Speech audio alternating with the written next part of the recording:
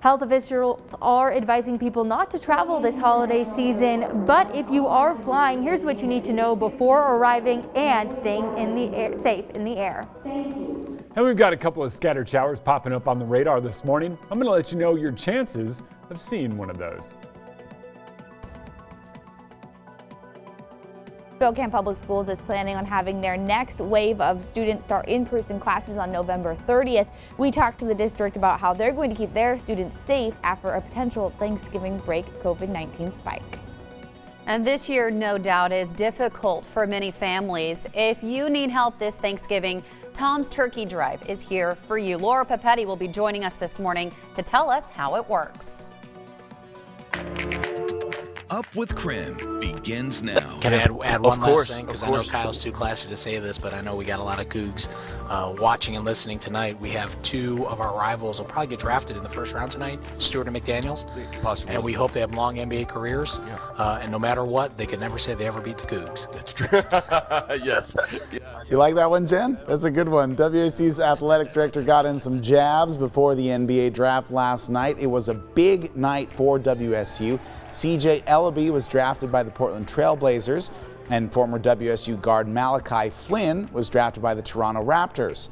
Now, unfortunately for Gonzaga fans, Killian Tilly did not hear his name called last night, but it is being reported that he's signing a two-way deal with the Grizzlies, so he'll at least be reunited with Brandon Clark in Memphis if that deal is finalized. Love that little jab there, Jen. We always got to take it when we have it, right? Of course, with Apple Cup coming up next week, I anticipate that only getting a little more ramped up here in the next few days. Oh, I can't wait. I can't wait to see how excited Jen gets. Yeah, I'm looking forward to a pre-Apple Cup amped up Jen York. I'm looking forward to that a lot. Apple Cup week. I mean, it's not just a day, it's a week, you know, or even a lifestyle. Sorry. If you will. You know what, Jeremy? Let's just go right to weather. Yeah, I don't even know how to recover from that. So let's talk about snow, because there is a lot of it coming down at Silver Mountain right now. I'm thinking 1 to 2 inches by the time this one starts winding down. You can see it's knocking down visibility as we speak because the snow is really starting to come down. That's good news for skiers and riders out there. Temperature's just a bit too warm to get any of that snow down low, and especially to get any of that snow to stick. We are seeing a little cell kind of working its way up towards Spokane this morning. Would not be shocked if we saw a few snowflakes here in town, maybe a little rain mixing in. And then as we scoot through the day, that winds down. We'll see a little bit of sunshine later on this afternoon and this evening.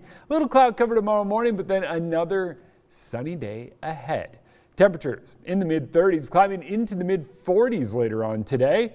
Not all that bad if you're asking me, and a little icing on the cake. Well, that's the sunshine as we get into the afternoon, and if you like it, good news is it's here for a couple more days.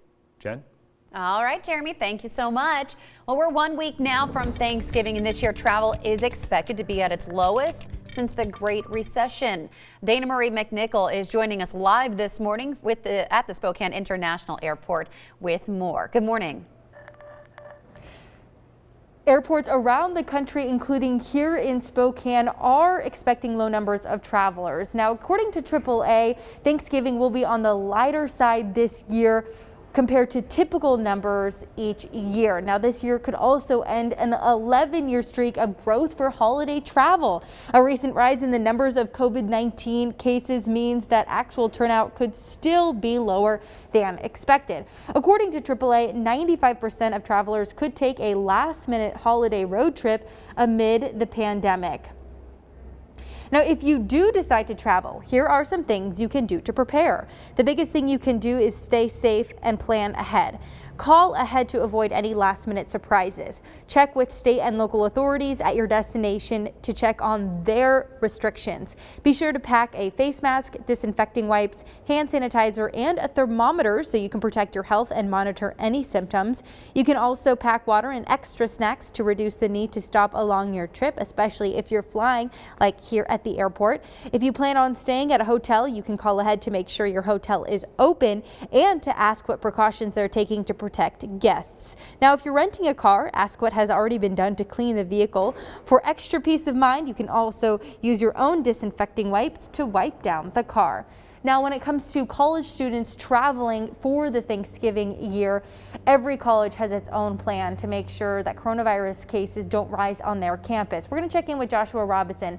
He has a look at what our local universities are doing and planning to keep their students and staff safe. Good morning, Joshua. Yeah, thank you very much, Dana Marie. Of course, 1 week now until Thanksgiving means student travelers here in the Northwest are thinking about heading home for the holidays.